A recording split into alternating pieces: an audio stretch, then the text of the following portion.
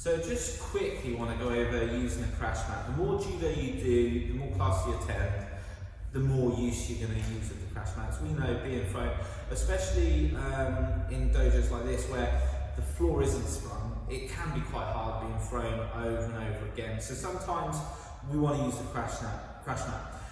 But I think the way we need to approach using the crash mat is slightly different. If we look at everything that we've talked about before about the biomechanics and how we should be throwing our partner, the way we use the crash mat needs to be slightly different.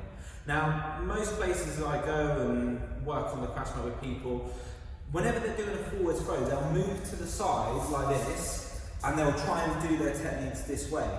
And the problem with that is to do that, to stand there in front of it and throw this way, is we go back into that circle. If we talk about our breakers, we don't ever want to be throwing our partner over their head, because they're going to resist, it's going to be awkward, they're going to be worried. Okay, so if I'm here and I'm going down, I'm throwing my partner straight over their head, we create that circle again.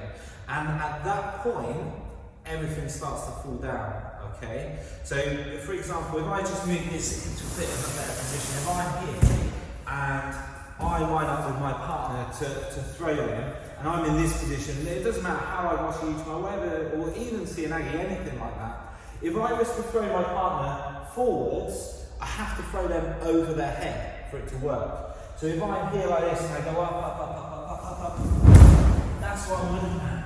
I'm looking at throwing my partner all the way over, and that takes quite a lot of strength, quite a lot of skill. And if I landed on my head at that point, I'm disqualified. Okay? If I go straight down, that's me disqualified. If my partner lands on their head at that point, they can really hurt themselves. So for me, it doesn't make much sense trying to use crash mat like this, because you're just reinforcing a load of bad habits for our techniques. Okay?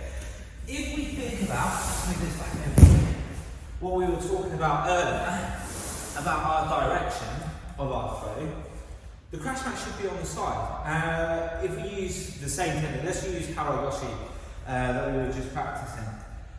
I step one, step two, I break my partner's balance. And remember, my pull and my rotation now comes in. So when I throw, my partner comes to this side. Now, I'm using my legs to do my lift, I'm using my body to do the rotation, and I'm using my hands to direct. Haragoshi, if I was doing it in one Sianagi, the same thing. I'd break the balance, I'd turn in, I'd lift, I'd rotate. Remember when we were talking about the break course, what we said is about building confidence in your throwing, building confidence in your landing. If you're scared of being thrown, you're going to tense up, you're going to hurt yourselves. And this happens quite a lot when I see it. When people go to do their throws, the person who's being thrown, the uki holds onto the body because they're worried about landing. And if you do that, once again, you're at more risk of injuring yourself. So what we want to do is make sure that we're not risking throwing our partner on their head. If we're here and we come up and we throw to the side, they're not going to land on their head. If we're stood at that end, or I'm stood here, sorry, and I try and throw this way, the direction is straight on their head. Okay? So think about that when you're trying to practice your techniques and use the crash mat. Obviously, if you're using rear techniques, that's fine. You can come here and we can come in. But once you start adding some skills like, are you in stance?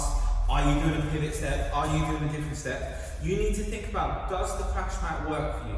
Is it in the right place? Is it in the right place for your technique? Now, if you're right-handed, the crash mat needs to start on your left, because when you turn, it will finish on the right side. If you're left-handed, it needs to start on the opposite, so we turn this way. You can add your movements down the mat still, that's fine. You can do each coming down, and you can still throw. But if you're stood in front at either end, it's just going to encourage you to do poor techniques. So actually, there's no advantage to using the crash mat at that point. So think about it when you're practicing on the crash mat.